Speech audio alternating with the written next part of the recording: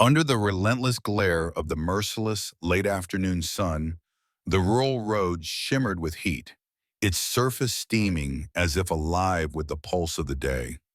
Maya Johnson, a mere 10 years old, trudged homeward from school, her small frame dwarfed by the vast expanse of the countryside. Her steps faltered as she spotted an anomaly on this familiar path, a dazzling red Shelby GT500 Mustang, its hood raised like the gaping maw of some mythical beast. Beside it, a man in a suit that screamed wealth and status, a stark contrast to the simplicity of her surroundings, circled the car, his voice raised in frustration. "I don't care how much you charge for the tow," he barked into his phone, the exasperation in his voice palpable.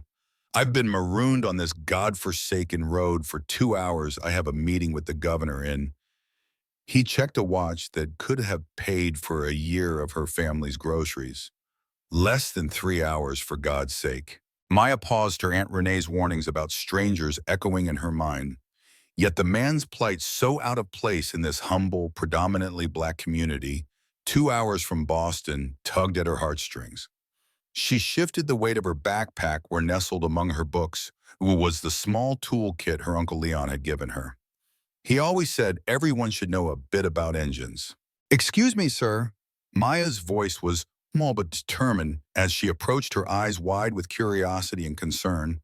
"Need some help with your car?" Andrew Whitaker, CEO of Whitaker Enterprises and the master of half of Boston's commercial real estate, turned his irritation morphing into condescension as he beheld the young girl with colorful braids, faded shorts, and an oversized MIT t-shirt that seemed to swallow her small form. But what he didn't see was a spark of ingenuity in the heart of gold beneath that shirt, ready to change not just his day, but his life. With a tender yet determined look in her eyes, Maya stepped closer to the hood of the car, her voice laced with an earnest plea. "You sweetheart, but this is a high-performance vehicle. I need a real mechanic," Andrew protested, his tone laced with a mix of frustration and helplessness. Maya, however, was undeterred. With a nonchalant shrug, she retorted, "My uncle has a garage and has been teaching me about cars since I learned to walk. I can at least take a look." Before Andrew could muster another objection, Maya had already cast her backpack aside and leaned over the engine with an air of surprising confidence. "When did the problem start?" she inquired, her voice now all business. Andrew, feeling a mix of skepticism and desperation, sighed. "The engine started overheating about 40 minutes ago and then it just died." "Did you smell anything sweet, like syrup?" she asked, her eyes sharp and probing. Andrew blinked, taken aback. "Yes, now that you mention it. How did you know?" Maya, with a knowing nod, pointed to a small puddle under the car. "Cooling system," she declared. "It's leaking coolant. That's why it overheated." As she spoke, Andrew's gaze lingered on her, a sense of familiarity tugging at him. The way her brow creased in concentration, the methodical sweep of her intelligent eyes over the engine, it all seemed so familiar. "What's your name?" he asked abruptly, his curiosity piqued. "Maya. Maya Johnson," she replied, extending a hand now stained with grease from her inspection. Andrew took it hesitantly, introducing himself, "Andrew Whitaker." "Nice to meet you, Mr. Whitaker. I think I can fix this temporarily." From her backpack, Maya retrieved a small metal case. "Uncle Leon makes me carry an emergency kit. You never know when someone might need help on the road." Andrew watched, utterly fascinated, as she worked with an impressive efficiency, pinpointing the leak in the radiator hose and applying a special tape. "That should hold until you get to town," she explained, her voice carrying a note of triumph. "But you'll need to add water to replace the lost coolant." It was in that moment, as Maya raised her hand to brush a stray lock of hair from her face, that Andrew felt a profound sense of wonder. Here was this young woman, barely more than a girl, yet handling the complexities of a car's engine with such assuredness. How often does one encounter such competence and kindness on a lonely stretch of road? As Andrew's gaze fell upon the delicate ring encircling Maya's finger, time seemed to pause the world around them, fading into a blur of insignificance. There it was, an emerald green stone cradled in antique gold, a thread wrapped around its base to secure it on her slender finger. The sun's rays danced off the stone, illuminating a tiny crescent-shaped imperfection within a hallmark he would recognize anywhere. This was no ordinary ring. It was a beacon of his past, a gift bestowed upon a young girl named Maya at an orphanage called Little Angels, just days before its mysterious closure 12 years ago. That ring, Andrew began, his voice quivering with emotion. It's very unusual. Maya's eyes dropped to her hand, a veil of sadness briefly shadowing her youthful features. It was my adoptive mother, Diana. She died last year. She said it was a symbol of an important promise. Andrew, his heart pounding, ventured further. May I ask where Diana got this ring? With a slight shrug, Maya replied, she never told me exactly, just that it belonged to someone special and that one day I would understand its meaning. Struggling to regain his composure, Andrew offered to drive Maya home as a gesture of gratitude. Her hesitation was brief before she accepted, her curiosity perhaps piqued by his unexpected reaction. Throughout the journey, which lasted a mere 15 minutes but felt like an eternity to Andrew, he delved into her life with seemingly casual inquiries. Where do you go to school? How long have you lived here? Who have you lived with since Diana passed? I live with my Aunt Renee and Uncle Leon, Maya explained. They took me in when Diana died. And have you always lived here? Andrew's voice was a mask of casualness, his grip on the steering wheel betraying his inner turmoil. Since I was 3, Maya responded. Before that, Diana didn't talk about it much. I know I was adopted from an orphanage called Little Angels. It closed soon after. The words hit Andrew like a thunderbolt. Little Angels, are you sure? His voice was a mix of disbelief and a desperate need for confirmation, his mind racing with the implications of her revelation. Yes, why indeed, do you know it? Andrew inhaled deeply, his breath a quiet echo of the past he carried. As they neared a quaint, well-tended house, Andrew eased the car to a stop. Maya, with a heart full of gratitude, murmured her thanks and prepared to depart. Yet as she reached for the door handle, Andrew extended a card to her. Maya, if you ever need anything, anything at all, please call me. He implored, his voice a blend of earnestness and something unspoken. Curiosity flickered across Maya's face as she accepted the card, her fingers brushing against its edges before she stepped out into the warm sunlight. Andrew watched his gaze following her as she sprinted towards the house, the ring on her finger glinting like a secret promise in the sun. His hands shook as he lifted the phone, dialing his private investigator. What Mia, with her final wave to the enigmatic stranger in his luxurious car, could not fathom was that this serendipitous meeting had just ignited a cascade of events. Events that would unravel secrets shrouded in silence for over a decade, secrets intertwining a billion-dollar empire, a mysteriously shuttered orphanage, and a young black girl with an uncanny gift for mending the broken. Could this intricate tapestry of chance and concealed connections hold the key to something monumental? Andrew, over 3 sleepless nights, pored over enlarged photographs of the emerald ring, each image a haunting reminder of a promise made and broken at the Little Angels orphanage, a promise he had sealed with that very jewel, vowing to return for Maya, a vow unfulfilled. In the quiet solitude of his office at Whitaker Enterprises, documents sprawled across his desk. Andrew delved into the past. 12 years ago, his father, Howard Whitaker, had acquired the Little Angels property for a pittance under the guise of financial irregularities. Coincidentally, Andrew was named CEO shortly thereafter. The weight of this connection, the intertwining of family legacy and personal betrayal, now lay heavy on his shoulders. As he awaited Mr. Evans from legal, the room seemed to hold its breath, waiting for the next chapter in this unfolding drama. As the sun dipped below the horizon, casting long shadows over the construction site, Andrew's assistant announced the Horizon Project documents have arrived. This luxury complex, rising majestically where the orphanage once stood, was a testament to progress. Or was it? Andrew quickly concealed the reports as Evans entered the room. The acquisition documents for Little Angels are here, Evans declared, his tone laced with confusion.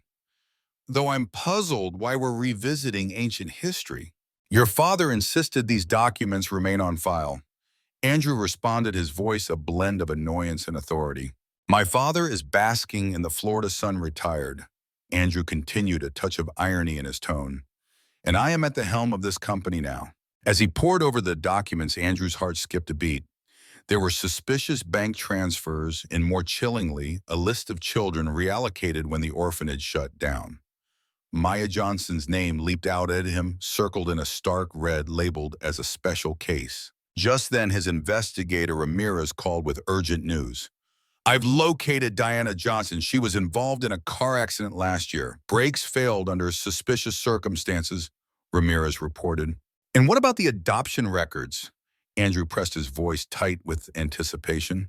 Officially missing. Maya Johnson never existed at Little Angels, Ramirez confirmed. Find out everything you can about her current family. Andrew commanded, a sense of urgency gripping him. Meanwhile, in a small workshop behind her aunt and uncle's house, Maya was immersed in her world of tools and machines. This was her sanctuary, where the walls were adorned with neatly hung tools and the air was filled with the comforting scent of oil and grease. Did you manage to fix the old radio?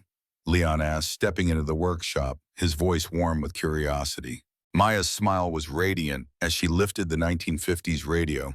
I did it, just had to reconnect a few wires. Leon affectionately ruffled his niece's braids. You have a gift, girl. I've never seen anyone understand machines like you do. Uncle, do you think my mom would be proud? Maya's voice was soft, tinged with longing. Diana was so proud of you she could have burst, Leon assured her, his eyes misty. Maya twirled the ring on her finger, a thoughtful look crossing her face. I met a rich man the other day.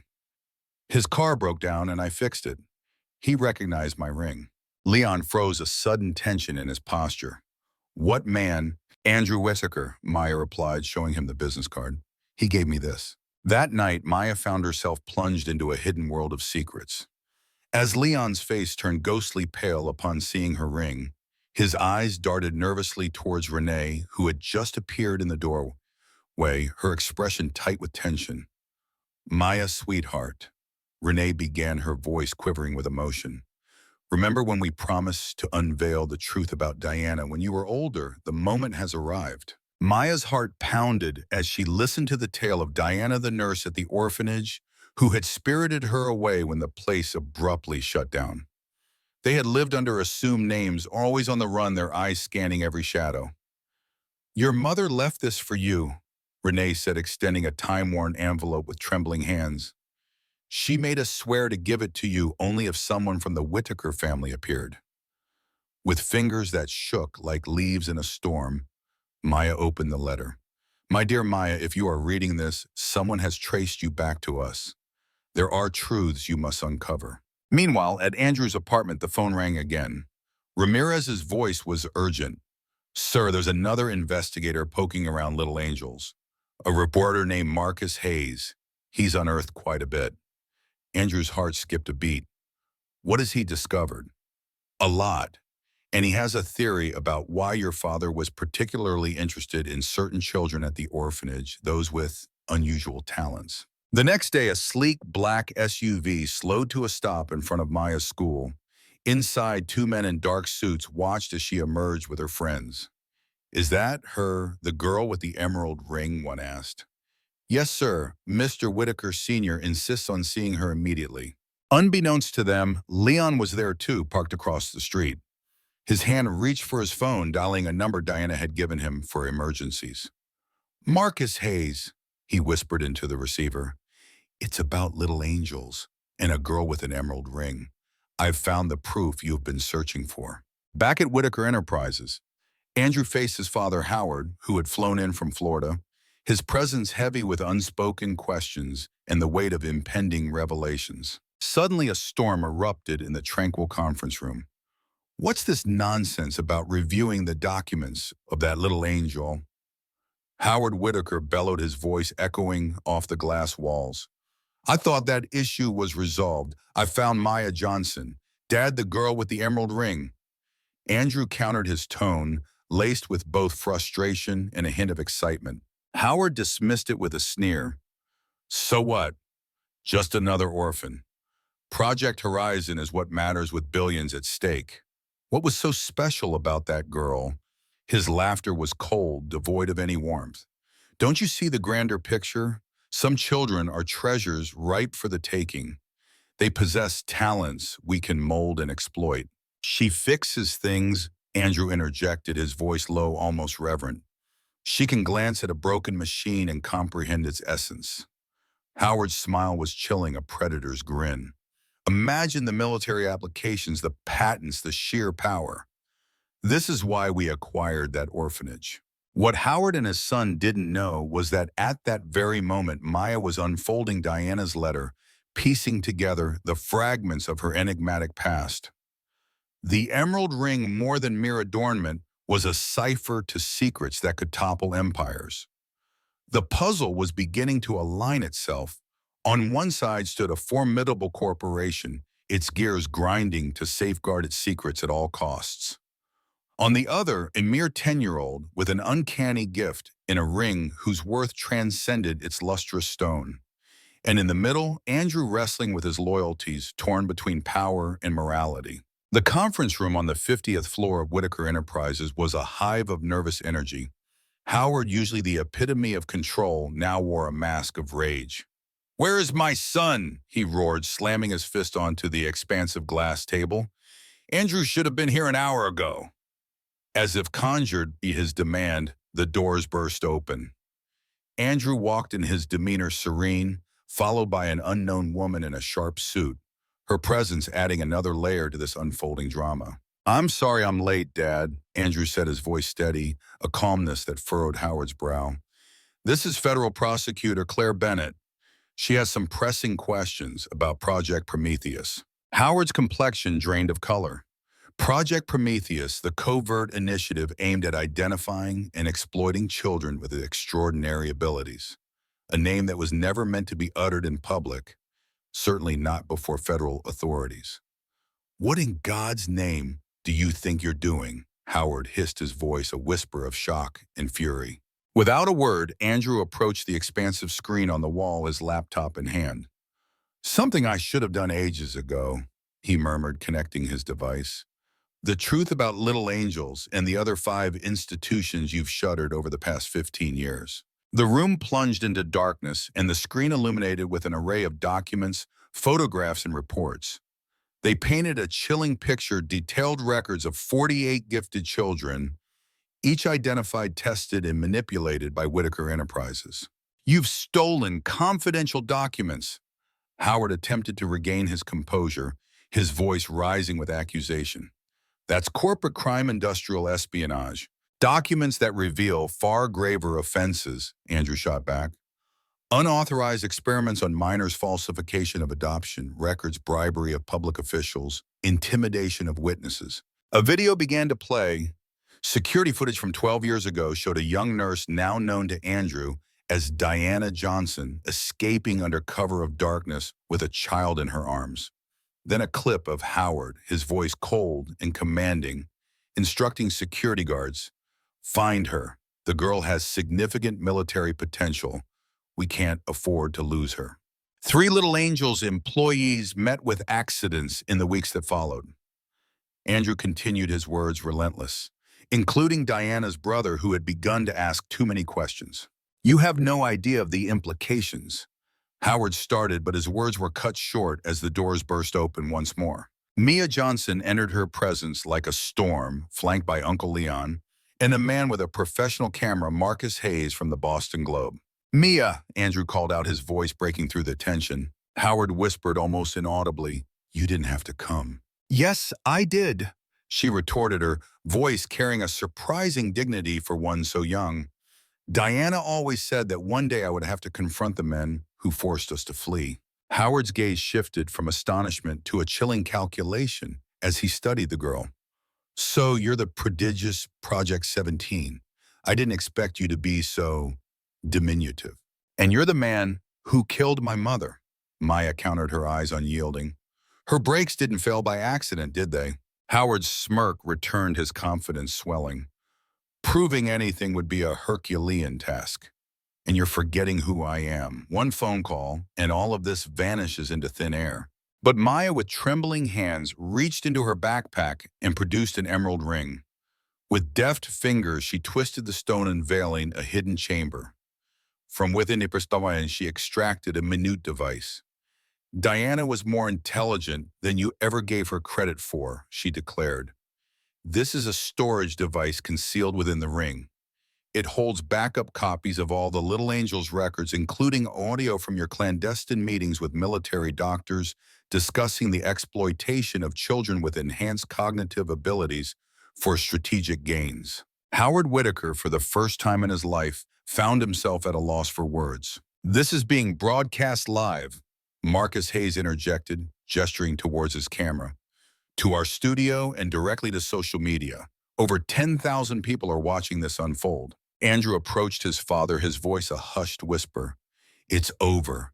The prosecutor has offered me a deal. Full cooperation in exchange for immunity. As for you, well, a jury will decide your fate.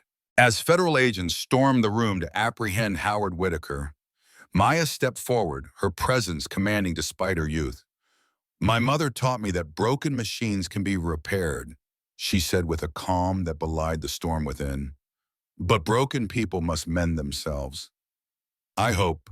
Howard was led away, his empire disintegrating in full view of the world. In the aftermath, the stocks of Whitaker Enterprises plunged into the abyss.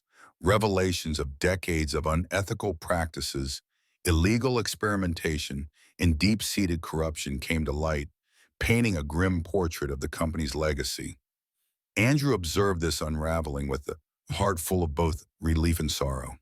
He had sacrificed his family, his inheritance, but in their place he had reclaimed something far more precious, his integrity. In the courthouse, as Howard braced himself for the preliminary hearing, Mia approached Andrew on the steps, her eyes filled with a mix of hope and apprehension. What happens now? She inquired, the emerald ring on her finger. No longer a harbinger of secrets, but a testament to truth unveiled. Andrew gazed out at the city's skyline, those towering monuments to ambition, some of which were erected with funds tainted by exploitation and pain. Among them stood the once proud Whitaker building, destined soon to shed its name. We rebuild, Andrew declared, his voice steady with conviction. Not just structures, but lives. None could foresee then how this reconstruction would reshape not only their futures, but the fabric of an entire community. An empire built on exploitation was crumbling, yet from its ruins something new, something unexpected, was poised to emerge. This rebirth would forever alter the global perspective on where true talent could flourish. 5 years have passed since Maya Johnson unveiled the sinister truths of the Whitaker Empire. On a radiant spring morning, she now navigated through the corridors of the newly established Johnson Center for Young Inventors. This expansive facility, a beacon of innovation, had replaced the site where the Little Angels orphanage once stood. The sensors in the East Wing are still malfunctioning. Maya, now 15, informed the group of engineers trailing her. With the same acuity she once used to uncover hidden truths, her seasoned eyes now spotted flaws in complex systems. Andrew Whitaker, once draped in the finest suits, now stood in the background of the Johnson Center, dressed in jeans and a simple button-down shirt. The transformation from billionaire heir to a man in jeans was more than just sartorial. It was a profound change of heart and purpose. He had channeled his entire personal fortune into the Prometheus Initiative, an endeavor that had shifted from mere exploration to a beacon of hope for the underprivileged. We unearthed 23 young prodigies this quarter alone, Andrew exclaimed, his voice tinged with both pride and excitement. Each one is now on a full scholarship, their futures bright with personalized mentoring. No strings attached, no hidden agendas, just pure, unadulterated opportunity. His commitment was a stark contrast to his past, leaving many at Whitaker Enterprises bewildered. Here was a man who once stood to inherit an empire founded on exploitation, now spending his days rectifying past wrongs, offering genuine chances to those society had overlooked. Leon, you should see Maya, chimed in a voice from across the room. She's about to file her third patent, Harvard, MIT, Stanford. They're all in a tug-of-war for her talents. Leon, who had taken the helm of the center's engineering program, beamed with pride. The walls of the center bore witness to this transformation. An exhibit displayed the journey images from the orphanage clippings of the fall of Whitaker Enterprises, in the headline that marked a turning point. Whitaker Empire collapses after teenage revelations. In stark contrast, far from the celebrations, Howard Whitaker sat confined within the cold gray walls of a federal prison. The man who once wielded billions and twisted lives to his will now faced his days in solitude, his fortune seized, his reputation in ruins. He won't even touch the rehabilitation programs, a guard muttered, shaking his head. He still clings to the delusion that he'll reclaim his empire. That night under the stars, the Johnson Center was alive with the first major graduation ceremony. 12 young souls, each from backgrounds where dreams often died young, stood on the cusp of a new beginning, their futures illuminated by the light of opportunity and the belief that anyone could rise above their circumstances. Could this be the start of a new legacy, one built on empowerment rather than exploitation? In the culmination of an intensive 2-year journey, each participant proudly clutched job offers or college scholarships, their futures bright with promise. Amidst this sea of success, Maya, though too young to graduate, stood out. Recognized as a mentor by her older peers, she ascended the stage, her emerald ring catching the light as she spoke with a voice that belied her years. When I was 10, I found myself fixing a stranger's car on the side of the road. She started, her fingers twirling the ring, now a symbol not of secrecy, but of profound transformation. That simple act of kindness had not only uncovered a web of exploitation, but had also ignited the spark for something revolutionary. Andrew, watching from the auditorium's shadows, felt tears prick his eyes. The girl who had seemingly dismantled his world had in fact bestowed upon him a purpose beyond the reach of any wealth. Maya's voice echoed through the hall. My adoptive mother, Diana, always said that while broken machines could be repaired, broken systems required a complete overhaul.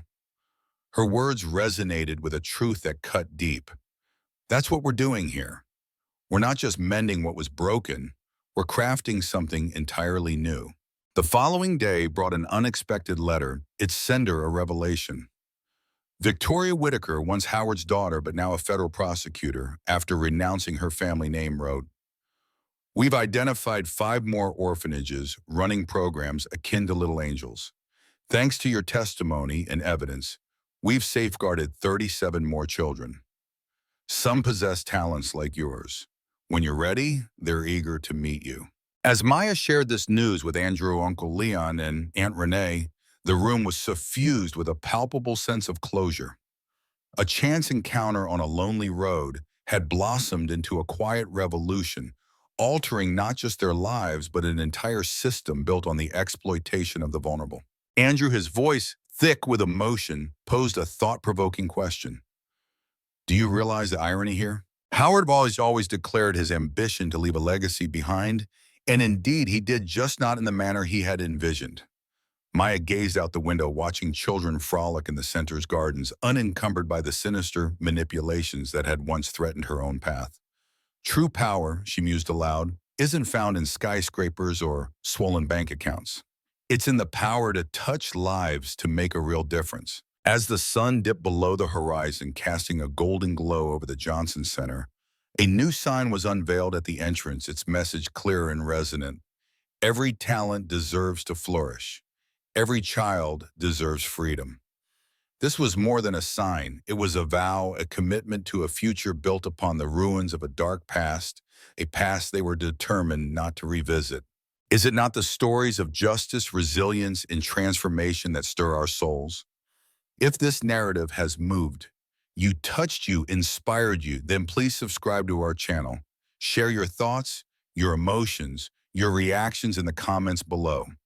Let us continue to explore together how small acts of bravery can reshape entire systems. Remember, true reparation isn't just about eradicating evil. It's about constructing something nobler in its place. Thank you for joining us on this journey. Your support through likes, shares, and subscriptions fuels our mission to illuminate the power of change. Let's keep the conversation going.